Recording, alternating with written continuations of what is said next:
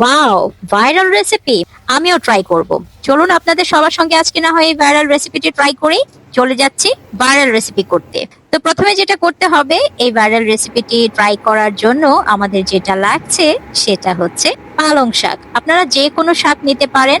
বাচ্চারা যেটা হয় অনেক সময়, বাচ্চারা কি বড়রাও অনেক সময় শাক খেতে চায় না, অথচ যে কোনো শাক আমাদের শরীরের জন্য কতটা উপকারী সেটা তো আমরা সবাই জানি। তাই আসলে শাক যদি ভাত দিয়ে খেতে নাও চায়, এই রেসিপিটি ট্রাই করে দেখতে পারেন। এভাবেও কিন্তু শাকটা কিন্তু খাওয়ানো যায়। তো প্রথমে যেটা করছি, শাকগুলোকে খুব ভালো করে বেছে নিয়েছি। একটা একটা করে বেছে নিয়ে ধুয়ে পানি ঝরিয়ে একদম কুচো করে নিচ্ছি। যে কোনো শাক আপনারা নিতে পারেন। আজকে আমি নিয়েছি পালং শাক, পুষ্টিগুণে ভরপুর।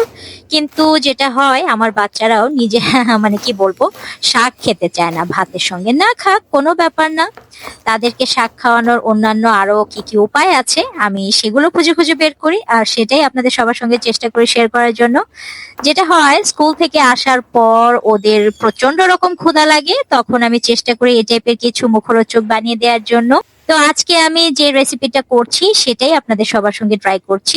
আর এই তো বড় একটি পেঁয়াজ নিয়ে নিলাম। পেঁয়াজটাকে এভাবে কুচি কুচি করে দিতে হবে।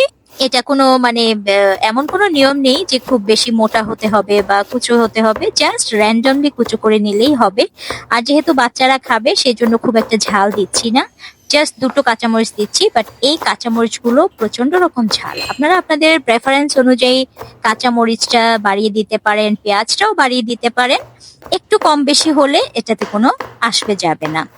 এই তো কুচো করা হয়ে গেল সবগুলো, এখন আমি দিয়ে দিচ্ছি। এখন দিয়ে দিতে হবে কিছু মশলা, আমাদেরকে অ্যারেঞ্জ করে নিতে হবে। যেমন একটু আদা রসুনের পেস্ট, তারপর লবণ, তারপর দিয়ে দিতে হবে একটু ধনে গুঁড়ো, জিরে গুঁড়ো, গরম মশলার গুঁড়ো। আর আমরা এটার বাইন্ডিং এর জন্য দিচ্ছি একটু টেলে নেওয়া শুকনো, মানে শুকনো তাওয়ায় টেলে নেওয়া বেসন।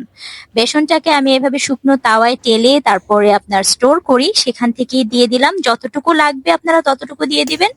একটুখানি সামান্য হলুদের গুঁড়ো আমি এখানে অ্যাড করেছি। লবণটা পরিমাণ মতন দিবেন, দিয়ে এভাবে খুব সুন্দরভাবে আলতো হাতে মেখে নেবেন। দেখতে পাচ্ছেন ঝুরঝুরে একটা কি বলে এটাকে, মিক্সচার তৈরি হয়েছে। এখন এখানে আমি বাইন্ডিং এর জন্য একটা ডিম ইউজ করছি। ডিমটাকে দিয়ে এভাবে খুব ভালোভাবে মাখিয়ে নিতে হবে। মাখিয়ে রেখে দিবেন 10 মিনিট। 10 মিনিটের মধ্যে দেখবেন আপনাদের যে ব্যাটারটা থাকবে সেটা খুব সুন্দর করে মানে মিলেমিশে মানে ম্যারিনেটেড হয়ে যাবে। এক কথায় যদি বলতে চাই, কি বলে এটাকে, প্রপার ওয়ার্ডটা আসছে না আমার। তো যাই হোক, এইটাকে খুব ভালো করে মেখে যখন 10 মিনিটের জন্য রেখে দিবেন, সেট হয়ে যাবে। তারপরে এভাবে তেলের মধ্যে তেলটা গরম করে খুব সুন্দরভাবে পাকোড়াগুলো ভেজে নিতে হবে। হিট বাড়ানো যাবে না, মিডিয়াম হিটে মানে ভেজে নেবেন। এতে করে যেটা হবে, প্রচন্ড রকম ক্রাঞ্চি হয়। আমার কাছে তো ভীষণ ভালো লাগে, বাচ্চা থেকে বড় সবাই অনেক পছন্দ করে। বিকেলে চায়ের সঙ্গেও কিন্তু বেশ জমে যায় এই পাকোড়া। এই তো আপনাদের সবার সঙ্গে গল্প করতে করতে আমার পাকোড়াটা ডান হয়ে গিয়েছে। খুবই মজাদার ক্রাঞ্চি পাকোড়া একেবারে টেবিলে চলে এসেছে। সার্ভিং এর সাথে যদি এক কাপ চা হয়, বিকেলটা কিন্তু বেশ জমে যায়। কি বলেন আপনারা? এভাবে কিন্তু বানিয়ে বাচ্চাদেরকে শাকের পাকোড়া দিলে ওরা বুঝতেই পারবে না এত ইয়াম্মি হয়েছে। উপর থেকে একটু ছড়িয়ে দিতে হবে চাট মশলা, ব্যাস আর কিছু লাগবে না। আশা করছি রেসিপিটি ভালো লেগেছে আপনাদের।